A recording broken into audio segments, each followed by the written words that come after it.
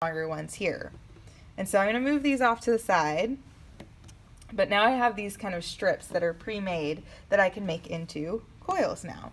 So basically all creating a coil, or all coil building is taking rings of coil and stacking them on top of each other and just varying the circumference of the coil to make it bigger or smaller. So bigger if you want your vase to go outward, smaller if you want your vase to kind of come inward. And so what I'm going to do is I'm going to start making this coil. I'm going to kind of squish this down and roll it out. And remember, there is a how to roll coils video on Google Classroom if you forget how to. But you're going to start rolling out coils, and we're going to build our coil pot with coils that are about, say, a little less than ½ an inch thick. So we don't want to do anything as skinny or small as the handle of our needle tool. We want to do something that's a little bit bigger. Maybe something about the thickness of your loop tool, the middle of your loop tool. That's a good thickness for coils. And so you want to make sure your coils are nice and even, all the same thickness all the way through. They're always going to be a little bit skinnier on the ends. That's okay. Remember to add water every once in a while to your coils so that they don't dry too much when we go to bend them. We will be bending these, so it's always good to have water. So I think that's a good thickness. If we look at my loop tool, it's about the same thickness as my loop tool. Then what you're going to do is we're going to take our base and we're going to start to build our coil pot up. And so this is where your frame comes in handy. So mine, for example, here's my base, fits in there nice. This frame is meant to go around your coil pot as you're making it. You kind of hold it up as you're making it. And so I can see that with my coil pot, my next part, my coil pot is going outward. So that means that the ring of coils that I put on top of here, I'm going to put a ring of coils on top and just keep building on, needs to be slightly wider than the circumference of this because we want it to go out. I'm going to keep that there. So that means I'm going to cut this end off real quick so I have a nice clean edge. Remember, you always want to measure first, then cut.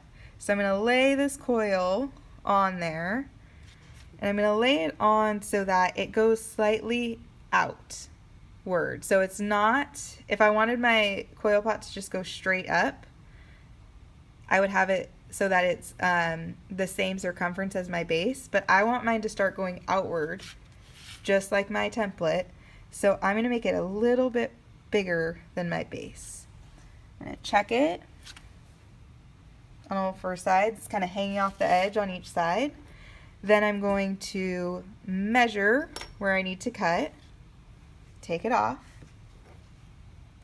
cut there, nice and clean edge. Double check that's good to go.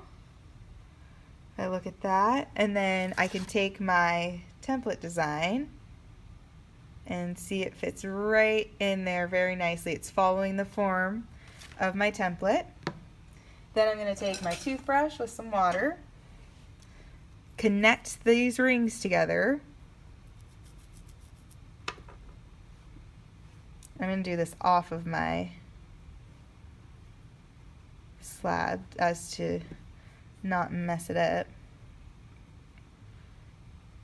And when you're connecting these rings together, be very careful. You don't want to squish them to get rid of that line. That will happen a lot, and your coil will get thinner in that area.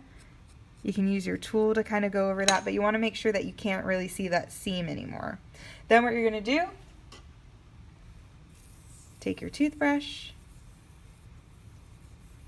You're going to score where you're going to put your coil. You're going to score the bottom of your coil.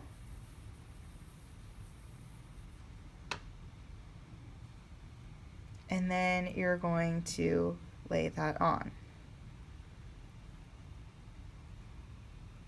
And so for my specific design, I had to make my first coil wider than the base of my bottom because it needs to go outward like this. If yours is going straight up, you would have made it so that when you put your coil on, it lines up evenly like this, isn't pushed outward. If you need to go inward, you would have made your coil, the circumference of your coil, so small that when it's on it, you look at the edge here and it goes inward like this.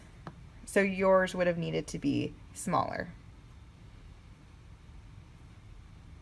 Then once we've got it like that, I want to check on all the sides, and I'm looking to see that it's hanging off the same amount on all the sides. I'm going to check it with my template again. Looks good. It's following the template so far. Then what you want to do is use the back end of your wooden modeling tool, and just like every 3 or 4 times, you're just going to pull a little bit of that clay down to the level below. About 1 inch apart, maybe a little bit wider. And what that's going to do, and no one's going to see the inside of this for most of yours, so it's okay that it looks a little messy, but what that's going to do is it's going to keep that coil attached even better onto your base. And then I always like to double check. I look at it from the top, make sure it looks like a nice even circle, and then I go on to my next coil. So I have a little bit left over, not long enough to do that, so I'm going to roll a new coil. I'm going to squish down this slab of clay.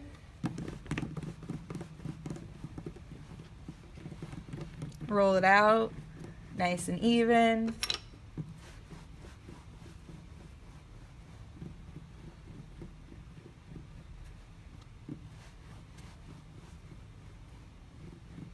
Again, I'm looking for a little bit less than 1/2 inch in thickness for my coil.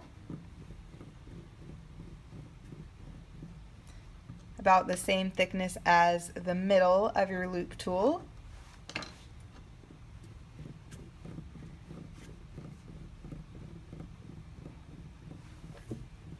Depending on how thin your vase is,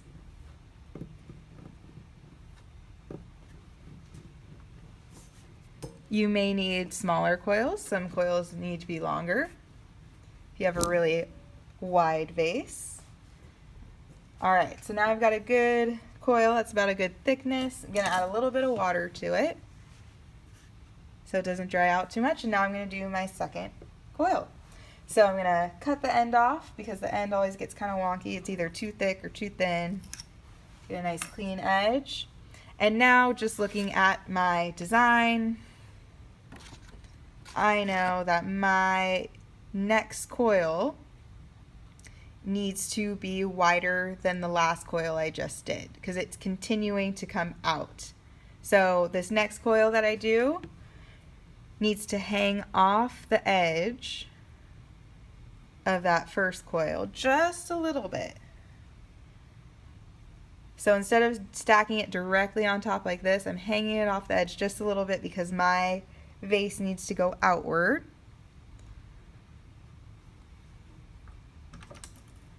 Measure first, then take it off and cut it.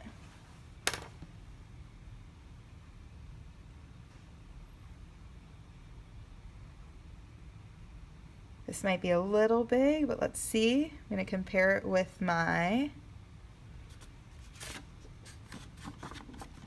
template. No, I think that looks good.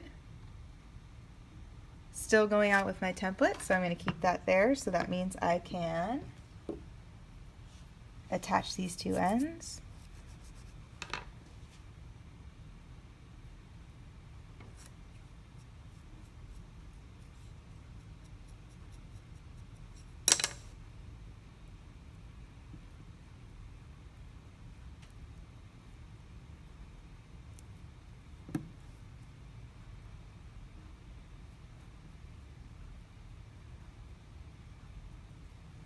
Nice and smooth, making sure not to put too much pressure on them.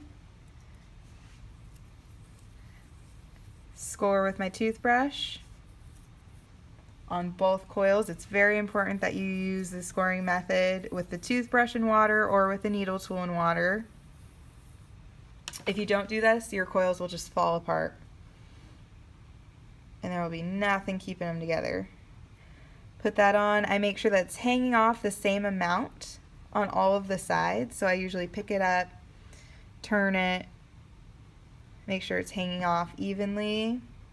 Looks good to me. Now I'm going to do the same thing I did before. Use this tool to pull just a little bit of the clay from that top coil down to the coil below it. If you want to go all the way through the past few coils, you can. Can't hurt as long as you're not distorting the shape. And so see how I'm using my left hand to kind of support the wall so it doesn't go out too much. There we go. And now we've got the start of our base. We've got the basic shape going. Looks good so far. I'm going to continue to do those coils getting wider and wider until I get to about here. Then they're going to start to come in.